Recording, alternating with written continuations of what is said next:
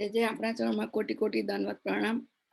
વૈષ્ણવ આચાર્ય 108 થી વચોત્સવ ભાવાશ્રી ગોસ્વામી 108 યોગેશ કુમારજી મોદયના આપ લાલન છો. આપ શ્રી મુંબઈ ગોકુળમાં બિરાજો છો. આપ શ્રી સંસ્કૃત ભાષામાં અદ્ભુત પ્રભુતત્વ ધરાવો છો. આપ શ્રી જુદા જુદા શાસ્ત્રોનો અભ્યાસ નિયમિત કરતા રહો છો. આપ શ્રી મુંબઈ યુનિવર્સિટીમાં MBAની ડિગ્રી મેળવેલી છે.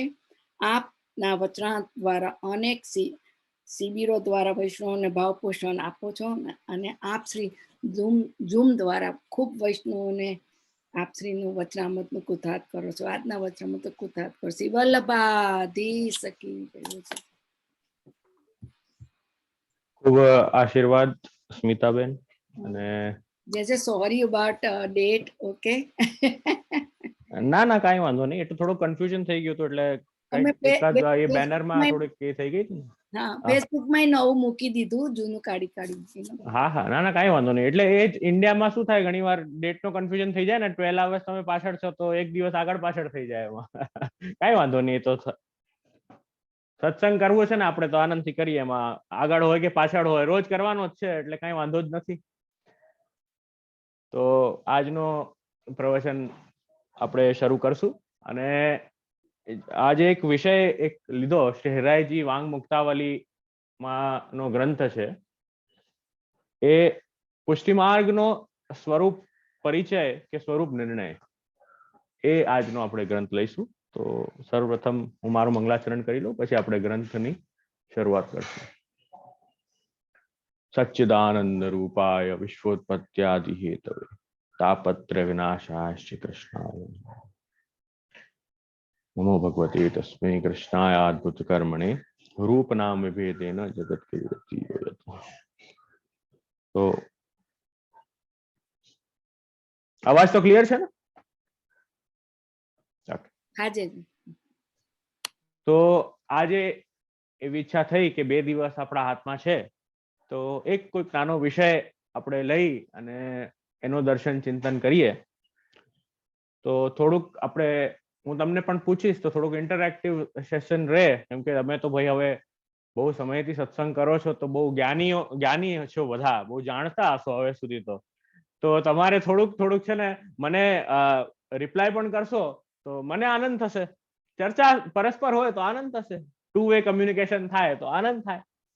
તો ના બહુ સારી વાત છે. તો એમ જ આનંદ લેતો હતો. પણ નિત્ય સત્સંગમાં બધા જોડાઓ છો, એ બહુ સારી વાત છે. કે એ આપણી રોજની ખોરાક છે. જેમ સવાર સાંજ આપણને ભોજન જોઈએ, એમ એક ભક્તને નિત્ય સત્સંગ જોઈએ, એની ખોરાક છે. એના વગર ઊંઘ નહીં આવતી હોય, બરાબર. રોજ આદત પડી જાય એકવાર સત્સંગ મળવાની, રોજ આચાર્ય પધારે, વચનામૃત કરવા પધારે, રોજ કોઈક નવો વિષયનું દર્શન કરતા હોઈએ, તો એવી સુંદર આ હેબિટ ડેવલપ થઈ ગઈ હોય, આટલા 1-2 વર્ષથી ચાલી રહી છે, તો એવી સુંદર હેબિટ આ ડેવલપ થઈ ગઈ છે, તો નિશ્ચિત જ હું એવું માનું છું કે ભગવદ નામ લીધા વગર ઊંઘ જ નહીં આવતી હોય. તો એ બહુ સારી વાત છે. તો આજે જે ગ્રંથ દર્શન આપણે કરવાનું છે, આપશ્રી કહેતા હતા ને ત્રિવિધ નામાવલીનું આપશ્રી બોલતા હતા, તે શું થયું? હા, એટલે ના, તમે મને એ પૂછ્યું હતું ને કે કોઈક એક વિષય તમારે લેવો છે કન્ટિન્યુ, તો હા, તો એક પુરુષોત્તમ સહસ્ત્ર નામ હોય કે ત્રિવિધ નામાવલી હોય. ત્રિવિધ નામાવલીમાં ખાલી દશમ સ્કંદ ના દર્શન થશે. એ ઠાકોરજીની લીલા, એ સુબોધની અનુસાર આપણે દર્શન કરી શકશું. અમે નથી કોઈ લીધું પુરુષોત્તમ. હા, ઓર એલ્સ પુરુષોત્તમ સહસ્ત્ર નામ આપણે લઈ શકીએ. તો એમાં ઠાકોરજીના 1000 નામ છે, તો ઠાકોરજીની બધી લીલાઓનું દર્શન, ભાગવતજીમાં રહેલી બધી લીલાઓનું દર્શન કરી શકીએ. હા, જે આપને યોગ્ય લાગે બેમાં. હા, તો એ આપણે લઈ શકીએ. એટલે પછી આપણે ડેટ ઇત્યાદિ નક્કી કરીને પછી એ વિષયનું મંગલાચરણ કરી શકાય. તો આજનો આ જે વિષય આપણો જે છે, એ થોડુંક તમારું ધ્યાન પણ લાગશે, થોડુંક અટેન્શન પણ લાગશે. બહુ આમ લિનિયન્ટલી આમ જવા દેશો કે સુતા સુતા મોબાઈલ બાજુમાં, બધા વિડીયો બંધ કરીને બેસે ને, તો સુતા સુતા મોબાઈલ બાજુમાં રાખે એટલે પછી ધ્યાન ના હોય, અને આંખ ક્યારે બંધ થઈ જાય એટલે ખબર ન પડે. તો આજે આ વિષય જે છે, થોડો ધ્યાન આપવા વાળો વિષય છે. એટલે એ સુતા સુતા છે ને ફલિત નહીં થાય આ વિષય. એટલે બેસીને વ્યવસ્થિત ટટ્ટાર બેસીને અને અટેન્શનમાં ભગવત સત્સંગ કરીએ છીએ, એ ભાવથી ભગવત નામ લઈએ છીએ, એ ભાવથી બેસવું પડશે. ત્યારે જઈને આ વિષય ફલિત થશે. સત્સંગ જ એવી રીતે ફલિત નહીં થાય, બધા શું, કોઈ ચાલતા ચાલતા કરે છે, કોઈ ફરતા ફરતા કરી રહ્યો છે, કોઈ સુતા સુતા કરી રહ્યા છે. તો સત્સંગ એવી રીતે ફલિત ન થાય. આ અલૌકિક જ્ઞાન છે. અલૌકિક જ્ઞાન જે છે આવી રીતે ફલિત ન થાય. એ તો પછી ખાલી એમ જ પિક્ચરના સોંગ સાંભળ્યા એવી રીતે એક કાન સામે નીકળી જાય, કેમ કે અટેન્શન જ નથી. તો અલૌકિક જ્ઞાન તો હંમેશા રિસ્પેક્ટ થી લેવું જોઈએ. પ્રથમ જે શ્લોક, આ હરિરાય વાંગ મુક્તાવલીનો ગ્રંથ છે, શ્રી હરિરાયજીનો ગ્રંથ, એનો આપણે દર્શન કરી રહ્યા છીએ. તો આમાં આજ્ઞા કરી રહ્યા છે શ્રી હરિરાયજી. હું પહેલા શ્લોક વાંચીશ, પછી એને તમે આનંદથી સાંભળો અને પછી એનું વિવેચન થોડુંક જોઈશું. પ્રથમ શ્લોકમાં શ્રી હરિરાયજી આજ્ઞા કરે છે કે માર્ગનું સ્વરૂપ આપણે જે છે કે સ્વમાર્ગ સર્વથા જ્ઞેય, કે આપણું જે પુષ્ટિ માર્ગ છે, સર્વપ્રથમ તો આપણે વૈષ્ણવ થયા, બરાબર. વૈષ્ણવ કુલમાં જન્મ મળ્યો આપણને. એ બહુ ભાગ્યવાળાને જ મળે, બધાને ન મળે. ભગવાન ગીતામાં આજ્ઞા કરે છે મનુષ્યાનામ સહસ્ત્રેષુ કશ્ચિદ યતતિ સિદ્ધયે, કે હજારો મનુષ્યમાં કોઈને એવી ઈચ્છા થાય. શું ઈચ્છા થાય? કે યતતામ અપી સિદ્ધાનામ કશ્ચિદ મામ વેતિ તત્વતઃ, કે એમાં પણ અમુકને જ, કોકને જ એવી ઈચ્છા થાય કે માને ભગવત સંબંધી જ્ઞાન લેવું છે, કે મારે ઠાકોરજીના સન્મુખ થવું છે, મારે ઠાકોરજીની સેવા કરવી છે, કે મારે ઠાકોરજીનું સ્મરણ કરવું છે. કે મનુષ્યાનામ સહસ્ત્રેષુ, કે હજારો મનુષ્યમાં એવો કોઈક જ હોય. આપણે એમ વિચારીએ કે બધાને જે છે એ પ્રભુ સન્મુખ થઈ જાય, બધા ઠાકોરજી નામ લે, એવું નથી. મનુષ્યાનામ સહસ્ત્રેષુ, મનુષ્યમાં, હજારો મનુષ્યમાં શું, કશ્ચિદ, કોઈક જ એવો હોય છે કે જેને ભગવત જ્ઞાન પ્રાપ્ત કરવાની ઈચ્છા થાય છે.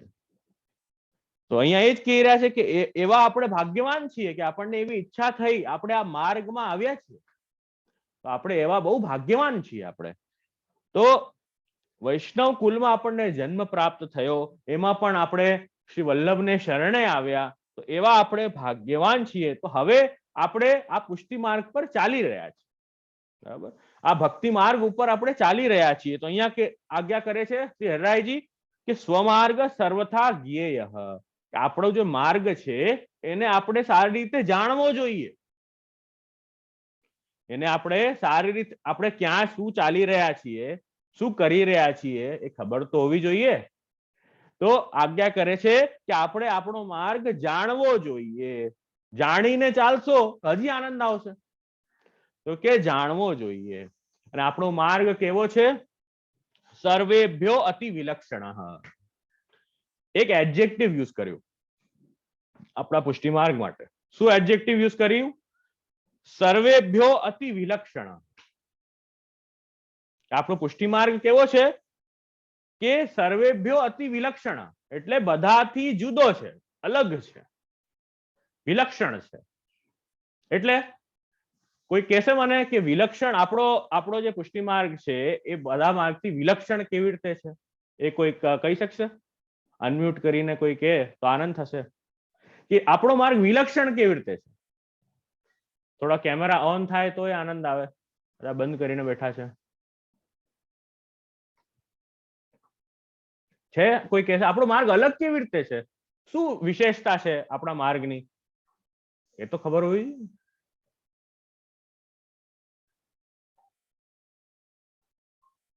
છે કોઈ? અનમ્યુટ કરીને કહો તો આનંદ થાય. વિશેષતા તો બતાવો યાર. આપણે આટલા સંપ્રદાયમાં આપણે આટલા વર્ષોથી ચાલીએ છીએ, આટલું ફોલો કરીએ છીએ, તો કાંઈક તો વિશેષતા હશે ને? હા બોલો. ઠાકોરજી, આમાં આપણી ત્યાં ઠાકોરજી સાથે સ્નેહની વાત છે, એટલે સ્નેહ માટે છે. એટલે ઠાકોરજી આપણને સ્નેહ કરે છે, આપણે ઠાકોરજીને સ્નેહ કરીએ છીએ, એટલે વાત કૃષ્ણની છે, એટલે આપણને વિલક્ષણ છે. આમાં કશું આપણે માગવાનું નથી હોતું. સાચી વાત. જે શ્રી આપણો માર્ગ કૃપાનો માત્ર માર્ગ છે. કૃપા છે આપણો પુષ્ટિ માર્ગ, કૃપા માર્ગ છે. કૃપાનો માર્ગ એ વિશેષતા બહુ જ છે આપણી. અને આપણા ઠાકોરજી જેવા કૃપાળુ કોઈ છે જ નહીં. બરાબર. સર્વસ્વ દાન જે કરે છે આપણા ઠાકોરજી જ કરે છે. બરાબર, બહુ સરસ. બીજું કોઈ? પુષ્ટિ માર્ગમાં ભાવ મુખ્ય છે. ઓકે, ભાવ મુખ્ય છે. બરાબર. ભાવ બી ભાવ- છે જે હા હા, ભાવની ચર્ચા બે શ્લોક પછી આગળ આવશે તો વધારે આપણે થોડુંક ભાવની ચર્ચા કરશું. બહુ સરસ સુંદર વાત કરી. ભાવ મુખ્ય છે, કૃપાનો માર્ગ છે, અને આપણું પ્રેમ પુષ્ટિ માર્ગ એ ઠાકોરજી પરસ્પર ભક્ત સાથે પ્રેમનો માર્ગ છે. બીજું કઈ? સુંદર જવાબ આવે બધા. વૈષ્ણવ ઓપન કરીને એક એક કરીને જવાબ આપો બધા. હું આપું છું સ્મિતાબેન. હા બોલો ને. જયશ્રી, દીનતાનો ભાવ છે આપણા માર્ગમાં. દીનતાનો ભાવ છે. બરાબર. હું બોલું? એટલે બોલી નાખો, બોલવું તો નંબર જ નથી. હા બોલો બોલો, 1 મિનિટ છે આપણા પાસે. હા, જેને બોલવું હોય જલ્દી બોલો.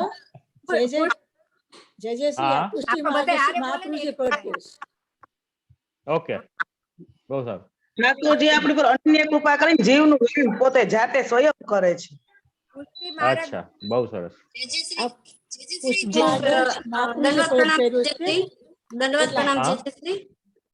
હું કહેવા માંગુ છું કે આપણા ચરણોમાં દંડવત પ્રણામ જયશ્રી. આપણા માર્ગમાં ઠાકોરજી સ્વયં આપણે ત્યાં પધારે છે, અને મર્યાદા માર્ગમાં આપણે ત્યાં બહાર જવું પડે છે મંદિરમાં, અને આપણું ફળ જ આપણી સેવા છે જયશ્રી. આપણે એમની પાસે, અને આપણે સ્વયં ઠાકોરજી વલ્લભની કૃપાથી આપણે ત્યાં પધાર્યા છે. આપણી વલ્લભભાઈ આપણે ઘર જ વ્રજ બનાવી લીધું છે અનન્ય કૃપા કરીને. વાહ, એવો ઘર જ વ્રજ બની જાય એવો અનુભવ આપણને થવા લાગે તો વાત જ ક્યાં હતી. જયશ્રી દંડવત પ્રણામ. હા, આશીર્વાદ. પ્રભુના સુખનો વિચાર છે પુષ્ટિ માર્ગમાં ખાસ. બરાબર, બહુ સરસ. તો બહુ સુંદર સુંદર આશીર્વાદ. હા, જય દંડવત પ્રણામ. હા मैं बोलूं? हाँ हाँ बोलो बोलो. हाँ, महाप्रभु जी ने देवी जीवों के उद्धार के लिए ये पृथक शरण मार्गों प्रदेशता है।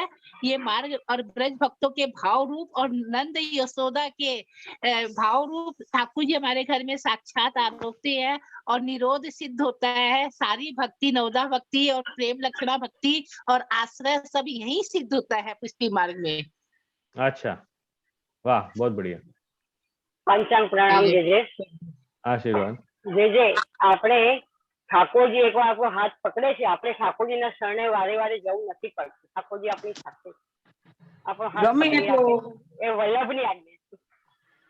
જ્યોતિષ જીવે પણ વલ્લભ એનો અંગીકાર કરે એટલે ઠાકોરજી સ્વયં એનો હાથ પકડી લે છે, ત્યારે કદી મુકતા નથી. પુષ્ટિ. બરાબર. તો બહુ સરસ, ઘણા બધા સુંદર જે છે એ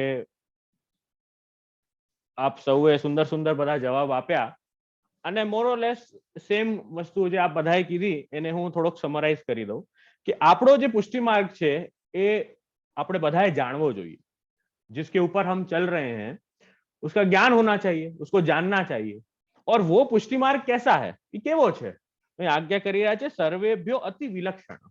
એ વિલક્ષણતા કેવી રીતે છે કે જીવ જે છે અતિ દોષવાન એ જીવ છે.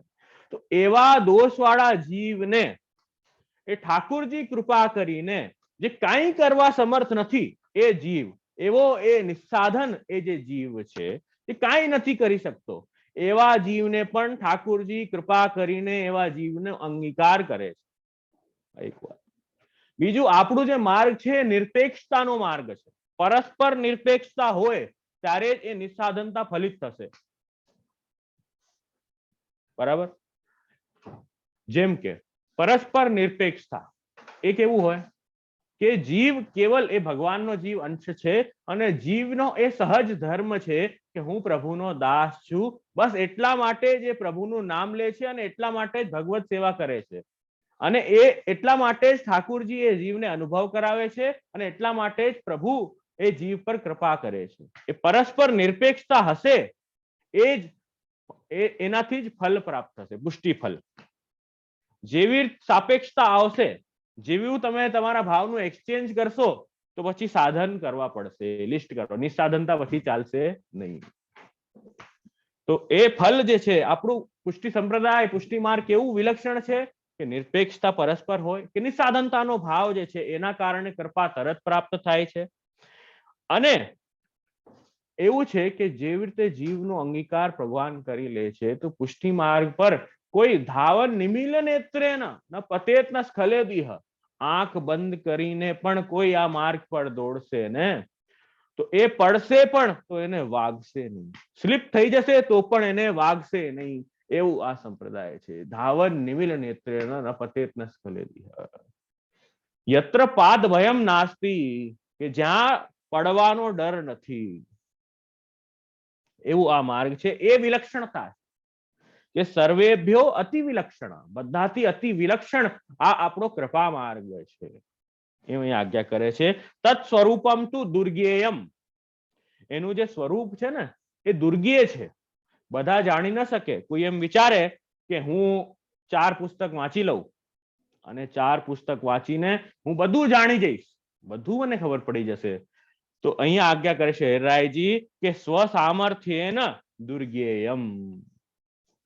એમ જીવ વિચારે કે હું મારા સામર્થ્યથી બધું ભણી લઉં, બધું જાણી લઉં, તો એ અહીં શક્ય નથી. પુષ્ટિ માર્ગમાં કેવલ એન કૃપાલભ્ય, ઠાકુરજીને જેનું વરણ કર્યું હશે, યમે વૈશ્ય વૃણુતે તેન લભ્ય, ન અયમ આત્મા પ્રવચનેન લભ્ય, ન મેધયા ન બહુના શ્રુતેન, યમે વૈશ્ય વૃણુતે તેન લભ્ય. એમ આજ્ઞા કરી રહ્યા છે અહીંયા કે જેનું ઠાકુરજીએ સિલેક્શન કર્યું હશે, જેનું વરણ કર્યું હશે કે આ દેવી જીવ છે, આ મને પ્રાપ્ત થશે, એને જ જે છે આ દુર્ગેય જે છે સ્વરૂપ, માર્ગનું જે સ્વરૂપ છે એ દુર્ગેય નહીં રહીને સારી રીતે એને જાણી શકશે. એ જ વ્યક્તિ પોતાના સાધન બલથી નહીં પણ આપણા ગુરુની કૃપાથી એ જાણી શકશે. તમને યાદ હોય તો થોડું સ્મરણ કરાવું. આપણા ત્યાં વાર્તા જે આવે છે એ રાણા વ્યાસજીની વાર્તા, બરાબર? રાણા વ્યાસજીની વાર્તા તમે થોડુંક સ્મરણ કરજો. તો ત્યાં આ વાત હું જે કહેવા માંગુ છું કે તત્ સ્વરૂપમ તુ દુર્ગેયમ, માર્ગનું સ્વરૂપ દુર્ગેય છે. કોને દુર્ગેય છે? જેને સ્વ સામર્થ્ય, એને એવી ઈચ્છા છે કે હું સંપ્રદાય નું જ્ઞાન જે છે, સંપ્રદાયનું સ્વરૂપ જે છે હું પોતાના સામર્થ્યથી હું સમજી લઈશ, એવું જેને જ્ઞાન છે એના માટે બહુ દુર્ગેય છે. એમ અહીંયા આજ્ઞા કહે. તો રાણા વ્યાસની વાર્તા તમે સાંભળો. એ ગુજરાતના ગામમાં એ રાણા વ્યાસ રહેતા હતા અને ત્યાં જયારે રહેતા તો એમણે બહુ અધ્યયન કર્યું અને બહુ વિદ્વાન થઈ ગયા, પંડિત થઈ ગયા. અને એમને ત્યાં એવું લાગ્યું કે હું બહુ લર્નેડ થઈ ગયો, મને બહુ જ્ઞાન આવી ગયું, બહુ જ્ઞાન છે મને, તો મને કોઈ પણ શાસ્ત્ર ચર્ચામાં બીટ નહીં કરી શકે, કે હું જયારે ડિબેટ કરવા જાઉં ત્યારે મને કોઈ પણ બીટ નહીં કરી શકે, અનડિફીટેબલ થઈ ગયો છું, એમ એવું લાગ્યું. તો એ પછી અલગ અલગ ગામોમાં, વારાણસી ઇત્યાદિ, ત્યાં પણ બહુ બધા વિદ્વાન હતા એ ટાઈમ પર બનારસમાં. તો ત્યાં ગયા, ત્યાં ફર્સ્ટ વિદ્વાન સાથે ચર્ચા કરવા લાગ્યા. ફર્સ્ટ વિદ્વાન સાથે જયારે ચર્ચા કરી એમણે, ત્યારે પહેલા વિદ્વાન ચર્ચા કરીને હારી ગયા. એમ લાગ્યું ઓહો, ઈગો બ્રેક થઈ ગયું, અહંકાર બ્રેક થઈ ગયું. જયારે એ હારી ગયા ત્યારે અહંકાર જે છે બ્રેક થઈ ગયું. હવે પછી પાછા બીજા વિદ્વાન સાથે ગયા, ત્રીજા વિદ્વાન સાથે ગયા, ચોથા વિદ્વાન પાસે ગયા, જેટલા સાથે ચર્ચા કરી બધી જગ્યાએ હારી ગયા, નિરુત્તર થઈ ગયા. કહેવાનું તાત્પર્ય નિરુત્તર, એ ફર્ધર એક્સપ્લેનેશન કઈ આપી ના શક્યા જે સામેવાળાને આર્ગ્યુમેન્ટ કરી એની, તો એ નિરુત્તર થઈ ગયા. તો હવે એ બહુ ડિપ્રેસ થઈ ગયા. ડિપ્રેસ કોણ થાય? આ એક નોર્મલ સિદ્ધાંત છે કે એમ કે ડિપ્રેશન આવી ગયું. કોને ડિપ્રેશન આવે? કે જેનો ઈગો જે છે એ સેટિસ્ફાય ન થાય, ઈગો સેટિસ્ફાય જેનું ન થાય એને જ ડિપ્રેશન આવે. તો ઈગો રાખવો જ નહીં.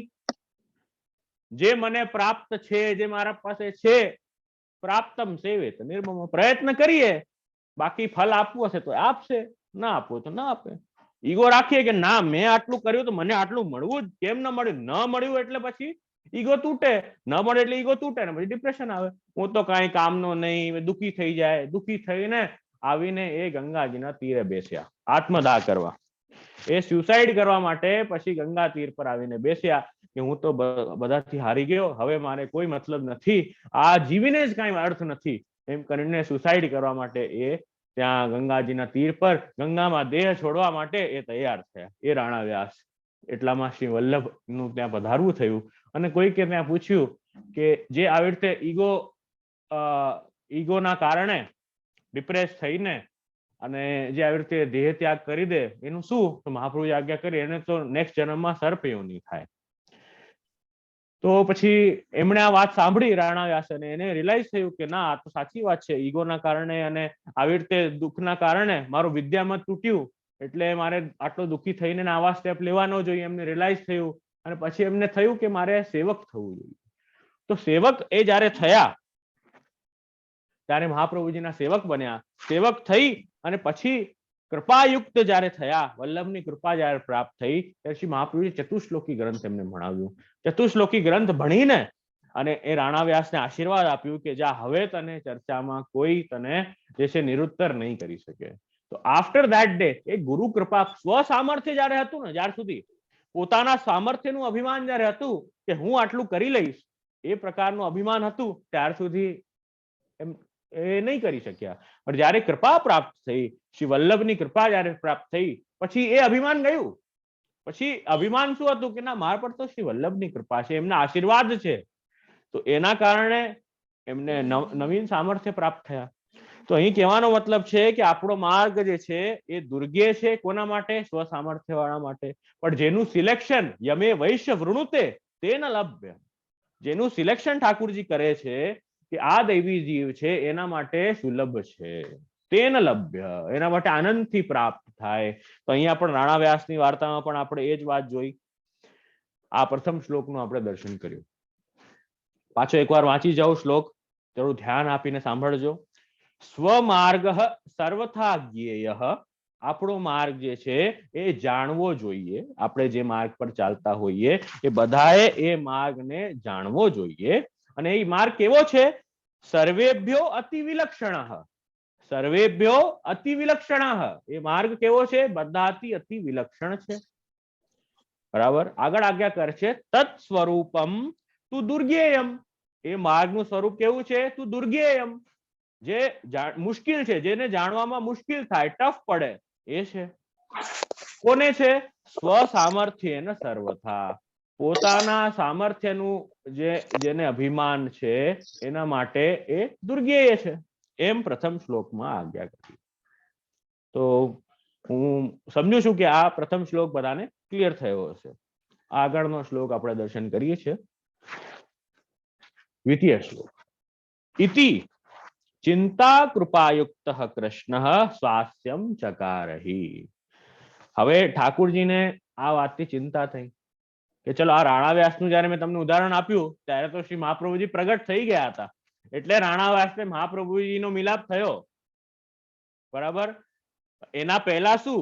એના પહેલા તો બધા લાગેલા હતા, મહેનત કરતા હતા અને જેને જે સમજ પડતી હતી એ રીતે એ ચાલતા હતા. ભક્તિ માર્ગ પણ પ્રગટ હતું, પણ એટલું ક્લિયરલી એક પ્રોસિજર ના ફોર્મમાં પ્રગટ નહોતું. કેમ? ગોપિકાઓએ પણ ભક્તિ કરી, ઘણા બધા આટલા બધા ભક્ત થયા જ ને, પણ as a procedure, as a prescription નહોતું કે આ ભક્તિ માર્ગ પર કેવી રીતે ચાલવું, આના શું સાધન છે, આનો શું ફલ છે, એવી રીતે એક પ્રિસ્ક્રિપ્શન કે dos and don'ts that were not available ભક્તિ માર્ગના. તો એ ઠાકુરજીને એની ચિંતા થઈ. ઇતિ ચિંતા કૃપાયુક્ત કૃષ્ણ, તો કૃષ્ણને પણ ચિંતા થઈ કે મારા જે આ જીવો છે એ આસુરી સો મિલત સદાઈ, ભિન્ન હોય સો કોણ ઉપાય. કે મારા જે જીવ છે એક તો દુસ્સંગ લાગેલો છે, પ્લસ એમને જ્ઞાન વ્યવસ્થિત નથી થતું. એક ઠાકુરજીને ચિંતા થઈ. તો ઠાકુરજીએ શું કર્યું? સ્વાસ્યમ ચકારહી, પોતાનો જે હાસ્ય છે એને પ્રગટ કર્યું. બરાબર. એને પ્રગટ કર્યું અને આજ્ઞા કરે છે શું? કે સ્વાસ્યને પ્રગટ કર્યું. કેવું છે? પ્રકટમ સર્વ સામર્થ્ય સહિતમ વિધિવત ભુવિ. અને અહીં આ કેવું છે?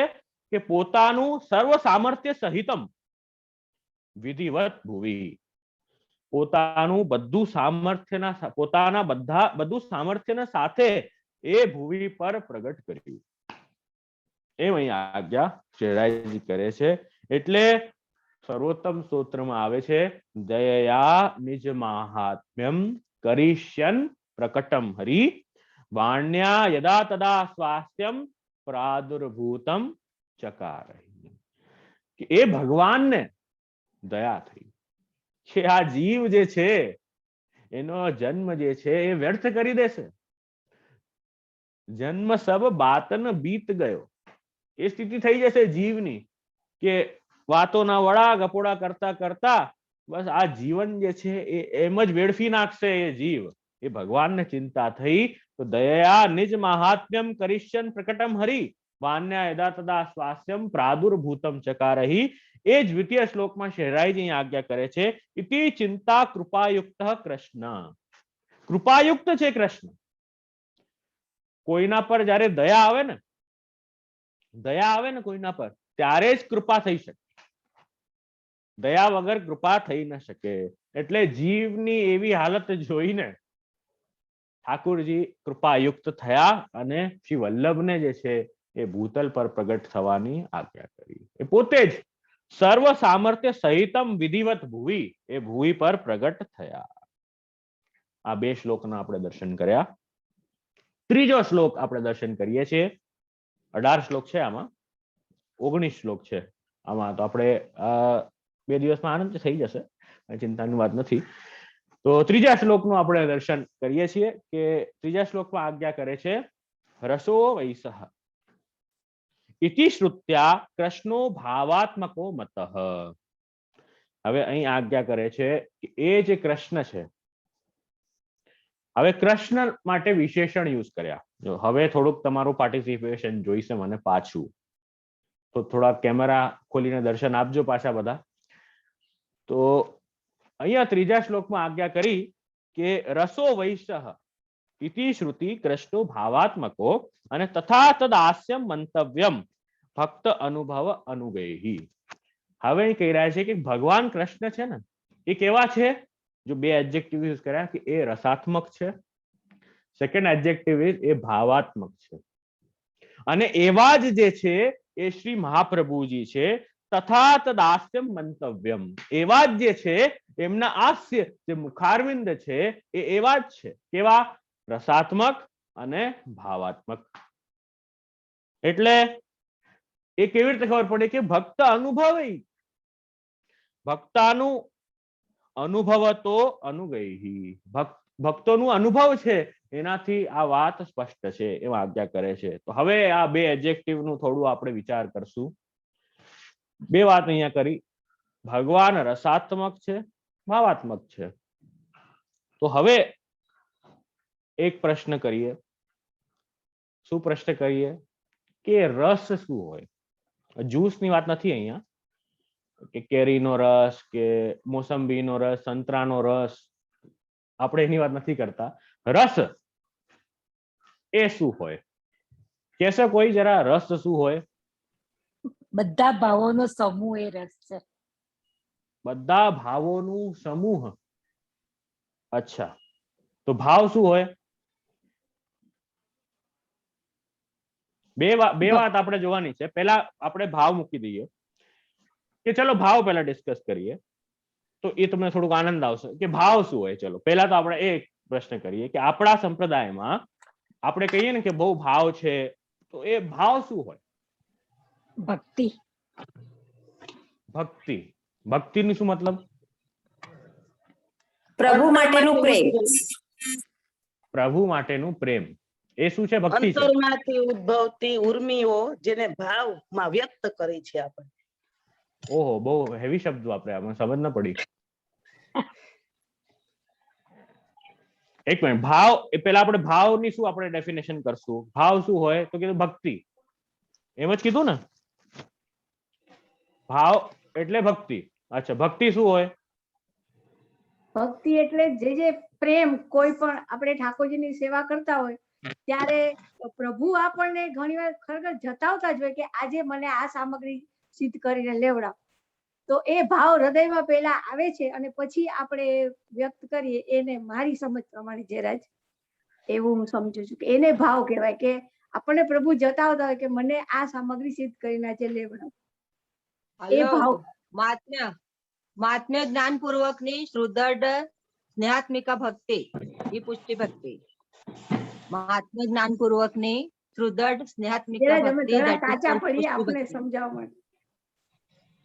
ના એટલે મને પણ ખબર પડે ને મારે, એટલે શું વ્યવસ્થિત એને એલેબરેટ કેવી રીતે કરવું. તો સારું નહીં, મને પણ ગમે અને સાચી જ વાત કરો છો, કઈ એમાં કોઈ ખોટું કહેતું જ નથી. આપણામાં એવું છે કે આ ઠાકોરજી સંબંધી વાત આપણે કરીએ એટલે કઈ ખોટું હોય જ નહીં એમાં. ખાલી એને થોડુંક પ્રોપરલી અરેન્જ કરવાનું હોય, થોડુંક ગોઠવી દઈએ એટલે બધું બરાબર થઈ જાય.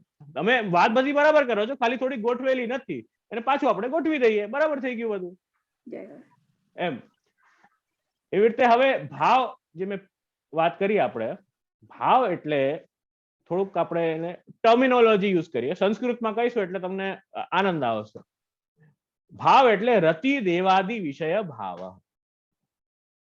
એટલે રતિ, રતિ એટલે પ્રેમ, બરાબર. ખાલી પ્રેમ નહીં, આપણે એમ કહીએ બહુ પ્રેમ છે, કેવલ પ્રેમ નહીં. પ્રેમ તો આપણને ઘણી બધી વસ્તુઓમાં હોય, એને ભાવ નથી કહેતા આપણે. ભાવ તેને કહીએ છીએ રતિ દેવાદી વિષયક જયારે થાય, એટલે ઈશ્વરમાં જયારે પ્રેમ થાય. એટલે મહાત્મ્ય જ્ઞાન, જો હમણાં કોઈ ભક્તિની પરિભાષા આપી ને, મહાત્મ્ય જ્ઞાન પૂર્વસ્તુ સુદૃઢ સર્વતો અધિક સ્નેહ ઇતિ ભક્તિ. ભક્તિની પરિભાષા એ છે કે મહાત્મ્ય જ્ઞાન પૂર્વક એટલે ઠાકુરજીની મોટાઈ જયારે આપણે જાણીને ને પ્રેમ કરીએ, મોટાઈ, ગ્રેટનેસ, કે હે આ પ્રભુ, આપે તો જગત બનાવ્યું છે, આપ તો જગતના નાયક છો, જગદીશ્વર છો, સર્વેશ્વર છો, સર્વાત્મા છો, આપ મારા અંશી છો, હું આપનો અંશ છું. એ પ્રકારના જે ભાવો જે છે એવો જયારે આપણે માનીએ તો રતિ દેવાદી ઈશ્વરમાં જયારે પ્રેમ થાય, ઈશ્વરની મોટાઈ જાણીને, એને ભાવ કહેવાય. બરાબર, આ ડેફિનેશન છે ભાવની, આપણે બતાવી. રતિ દેવાદી વિષય ભાવ. તો હવે એ પ્રભુ કેવા છે? ભાવાત્મક છે. અહીંયા શું આજ્ઞા કરી કે એ પ્રભુ કેવા છે? ભાવાત્મક છે. એટલે કેવલેન ભાવેન ગોપ્યો ગાવો ખગા મૃગા. એ ભગવાન કેવા છે? કેવલ ને કેવલ ભાવથી જ પ્રાપ્ત થાય, કેવલ ને કેવલ શુદ્ધ પ્રેમથી જ એ પ્રભુ પ્રાપ્ત થાય.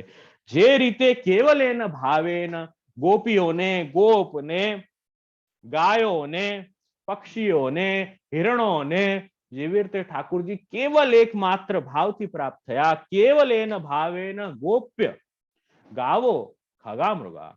એ પ્રભુ જેવી રીતે પ્રાપ્ત થયા એવી રીતે એ, એટલે ઠાકુરજી ભાવાત્મક છે. ભાવ પેલા આપણે સમજ્યા, ભાવ શું? રતિ દેવાદી વિષયક ભાવ. હવે એ ઠાકુરજી એ ભાવથી જ પ્રાપ્ત થઈ શકે, બીજી કોઈ વસ્તુથી પ્રાપ્ત નહીં થઈ શકે. ઠાકુરજીને કેટલી પણ વિધિથી બાંધવાનો પ્રયત્ન કરશો, ઠાકુરજી નહીં બંધાય. આપણે કેટલા પણ દોરડા લઈ આવીએ, યશોદાજી કેટલા પણ દોરડા લઈ આવ્યા, ઠાકુરજી બંધાયા નહીં. 2 આંગળી નાની પડી ગઈ. કઈ 2 આંગળી હતી? શરણાગતિની અને સમર્પણની એ 2 આંગળી હતી, એ નાની પડી જતી દર વખતે. જ્યારે એ ભાવ, જો ભાવ પાછો આવ્યો એટલે પેલા મહાત્મ્ય જોઈએ, દેવાદી વિષયક ભાવ. દેવાદી વિષય શરણાગતિમાં એહી કે પારલોકે ચ સર્વથા શરણમ હરિ. આ આપણી શરણાગતિનો ભાવ છે કે આ લોકમાં અને પરલોકમાં બધું જ જે છે હું ઠાકુરજીના શરણે છું. એહી કે પાર લોકે છે સર્વથા શરણમ હરિ. આ આપણું પેલી કંઠીનો ભાવ છે, બરાબર. એ જયારે આવશે એનાથી શું થશે? મહાત્મ્ય જ્ઞાન આવશે. એ મહાત્મ્ય જ્ઞાન છે. અને સેકન્ડ જે કંઠી છે, સમર્પણની કંઠી છે, તો એ 2 જયારે હશે ત્યારે જ ઠાકુરજી બંધાઈ શકશે. તો મહાપ્રભુજી એ બંને ચાવી આપણને આપેલી છે. આપણે ચાવી સાચા લોકમાં લગાડતા નથી, એ બંને ચાવી લઈને ખીચામાં ફરીએ છીએ. ચાવી બધા પાસે છે, યુઝ કોઈ નથી કરતું. ચાવીને વાપરો તો ખરી. ચાવી બધા પાસે ખીચામાં લઈને ફરે છે, બધા ચાવી વાપરતા નથી કોઈ. બોલો, તો એ વાત છે. એટલે ઠાકુરજી છે એ ભાવાત્મક છે, બરાબર. તો આ આપણે સમજ્યા કે એ કૃષ્ણો ભાવાત્મકનો મતો. એવી રીતે જે શ્રી મહાપ્રભુજી છે એ કૃષ્ણાસ્ય હોવાના કારણે એ કૃષ્ણનું સ્વરૂપ જે છે એ સર્વ સામર્થ્ય સહિતમ ભૂમિ પર પ્રગટ થયું છે. ભૂમિ પર પ્રગટ થવાના કારણે એ જ સ્વરૂપ જે છે શ્રી મહાપ્રભુજીનું એ પણ ભાવાત્મક સ્વરૂપ છે, કેવલ પ્રેમથી જ એ પ્રાપ્ત થાય. ભાવાત્મક હવે સમજ્યા આપણે. હવે રસાત્મક શું હોય, રસ શું હોય, પેલા આપણે એ વિચારીએ. રસ નું મતલબ જોઈએ છે મને. જયારે હું ડેફિનેશન પૂછું ને તો એ શબ્દ ડેફિનેશનમાં ના આવવો જોઈએ, બરાબર ને. જયારે હું એનું મતલબ પૂછતો હોઉં તો એ શબ્દ થી તમે એનો જ મતલબ ન સમજાવી શકો, એવો એક થોડોક તો નિયમ હોય. જયારે હું રસ પૂછું છું તો રસ શબ્દનો શું મતલબ હોય એટલે આપણે એ જાણીએ. કોઈ કહેશે મને ઠાકોરજીની લીલા, ઠાકોરજીની લીલા કરે એ રસ હોય. અચ્છા, હેલો, બીજું કોઈ ટ્રાય કરશે? ઇન્ટરેસ્ટ, કોઈમાં ઇન્ટરેસ્ટ હોવો, ધેટ ઇઝ રસ. ઇન્ટરેસ્ટ હોવો, અચ્છા, ધેટ ઇઝ રસ. અચ્છા, બરાબર. બીજું કઈ? આનંદ. આનંદ, અચ્છા, બરાબર. આ જે ભાવ જે પ્રગટ થાય છે પ્રભુ માટેના જે પ્રેમ છે એ પ્રેમને એક વિશેષ પ્રકારે, જેમ કે કોઈ વાર એના માટે બાળકનો ભાવ આવે, કોઈ વાર માધુર્ય ભાવ આવે, આવા જે અલગ અલગ ભાવો જે છે પ્રેમના પ્રકારે, જેમ કે એ બધા જે મળે છે એ બધા રસ છે. માધુર્ય રસ, વાત્સલ્ય વાળા એ બધા. હા, તો એટલે એ તો રસ છે જ. રસ છે એ ઘણા બધા પ્રકારના હોય. વિભત્સ રસ હોય, રૌદ્ર રસ હોય, શૃંગાર રસ હોય, શાંત રસ હોય, ઘણા બધા રસ છે. આપણા ત્યાં ભક્તિ રસ પણ ઘણો, સખ્ય રસ પણ છે, વાત્સલ્ય રસ પણ. આ રસ શું પણ એમ પૂછું છું. એ તો છે જ, રસ તો છે, તો આગળ આવશે. જે શ્રી ડિફરન્ટ ટાઈપના લવ અને ફીલિંગ. અચ્છા, ડિફરન્ટ ટાઈપના લવ અને ફીલિંગ, બરાબર. ચલો, રસ હવે એટલે આ બધી સાચી પ્રેમ વાત. થવો, જે રસ એટલે પ્રભુમાં પ્રીતિ થવી, એ પ્રભુમાં પ્રીતિ થવી એ રસ. અચ્છા, બરાબર છે, બધાએ સાચી વાત કરી. હવે થોડી એને ગોઠવી લઈએ, બરાબર. બધાએ બહુ સુંદર વાત કરી. પ્રીતિ થવી, પ્રેમ થવી, ઇન્ટરેસ્ટ પડવો, ઘણી બધી વાત સાંભળી. હવે એને થોડીક ગોઠવી લઈએ, બરાબર. ઠાકુરજી કેવા છે, કૃષ્ણ કેવા છે, એ આનંદાત્મક છે. કોઈએ કીધું આનંદ એટલે પણ રસ, એમ પણ કીધું હતું ને. તો ઠાકુરજી કેવા છે કે આનંદાત્મક છે. આનંદ એટલે શું? અસીમ, ઇન્ફાઇનાઇટ, બાઉન્ડ્રી લેસ, લિમિટલેસ, જેની કોઈ સીમા નથી, એને આનંદ કહેવાય. સુખ દુઃખની જ્યાં કોઈ પણ ડિવિઝન્સ ન હોય, એ મોટું ફરક થઈ ગયું. આનંદમાં સુખ દુઃખના ડિવિઝન્સ નથી રહેતા. જ્યાં સીમિતતા હોય, જ્યાં બાઉન્ડ્રીઝ હોય, લિમિટેડ હોય, ત્યાં સુખ અને દુઃખ એ બે પાર્ટ અલગ થઈ જાય. ત્યાં દુઃખરૂપ થઈ જાય એ વસ્તુ. અને જ્યાં અસીમ હોય, બ્લિસ, ઇન્ફાઇનાઇટનેસ જ્યાં હોય, ત્યાં જે છે એ સુખ દુઃખની સીમા નથી રહેતી. અને એ સ્થાન પર ભક્ત સાથે જે ઠાકુરજી જે છે એ ભક્ત સાથે લીલા કરે, એ આનંદરૂપ ભગવાન જયારે ભક્ત સાથે લીલા કરે ત્યારે એ રસ પ્રગટ થાય. એવા ભક્તો હોવા, સ્વામીજી હોવા આવશ્યક છે. ભક્તો અને સ્વામી એટલે આપણે જયારે પણ બોલીએ શ્રી કૃષ્ણ, ખાલી કૃષ્ણ નથી બોલતા. કોઈ કે રાધે કૃષ્ણ, તો એટલે એક જ વાત છે, શ્રી કૃષ્ણ કહો કે રાધે કૃષ્ણ કહો. શ્રી એટલે સ્વામીજી સહિત સંપૂર્ણ સ્વામીજીનો પરિકર સાથે કૃષ્ણ. શ્રી સહિતમ કૃષ્ણ ઇતિ શ્રી કૃષ્ણ, એ અહીં આજ્ઞા કરે છે. એટલે એ જ્યારે ઠાકુરજી આનંદરૂપ પ્રભુ જ્યારે એ લીલા કરે ત્યારે એ જે છે એ રસ પ્રગટ થાય. નાટ્યશાસ્ત્ર, રસશાસ્ત્ર જે છે એમાં આજ્ઞા કરી કે વિભાવ અનુભાવ સંચારી ભાવ નિષ્પન્નૈ સ્થાયી ભાવ રસ. હવે થોડુંક ધ્યાનથી સાંભળજો. હવે થોડું આપણે રસની ચર્ચા કરીએ છીએ. આ ચર્ચા તમે ધ્યાનથી નહીં સાંભળો તો રસ ઉડી જશે, બરાબર. તો એટલે થોડુંક ધ્યાનથી સાંભળજો. રસ શું હોય, રસ કેવી રીતે પ્રગટ થાય? એક એસેન્સ, એક પ્રકારનો અતિ ઇન્ક્લિનેશન, એક પ્રકારનો અતિ ઇન્ટરેસ્ટ કેવી રીતે પ્રગટ થાય? તો અહીં આજ્ઞા કરે છે વિભાવ. 3 એડજેક્ટિવ યુઝ કર્યા. થોડુંક ધ્યાનથી સાંભળજો. થોડાક કેમેરા ચાલુ કરશો તો મને ખબર પડશે બધા સાંભળે છે, નહીં તો ખાલી 4 જણ સાંભળે છે અહીંયા એવું દેખાય છે મને. તો હા, બાકી તો 4 અહીંયા વાત આવી. એક તો વિભાવ, રસ પ્રગટ થવાનું પ્રોસિજર બતાવું છું. એ રસ જે છે સ્થાયી ભાવ રસ કેવી રીતે પ્રગટ થાય એની પ્રોસિજર થોડી બતાવું છું, તો થોડુંક ધ્યાનથી સમજજો. વિભાવ, અનુભાવ, સંચારી ભાવ, નિષ્પન્નેહી. કે વિભાવ હોય, વિભાવમાં 2 પ્રકાર. શું હોય? આલંબન વિભાવ અને ઉદ્દીપન વિભાવ. આ કોઈ સાંભળ્યું છે? આ બધા ટર્મ્સ સાંભળ્યા છે તમે કે ફર્સ્ટ ટાઈમ જ આવી રહ્યા છે? સાંભળ્યા છે જેજેશ્રી. વાહ, બહુ સરસ. તો તમે જ બતાવો પછી, સાંભળ્યા છે તો પછી મારે કઈ બોલવાની જરૂરત જ નહીં. ના જેજે, પણ સમજ નથી પડી. ફક્ત સાંભળેલું છે પણ સમજાણા નથી કઈ. અચ્છા, એવું છે. લો, તો પછી શું ફાયદો સાંભળીને?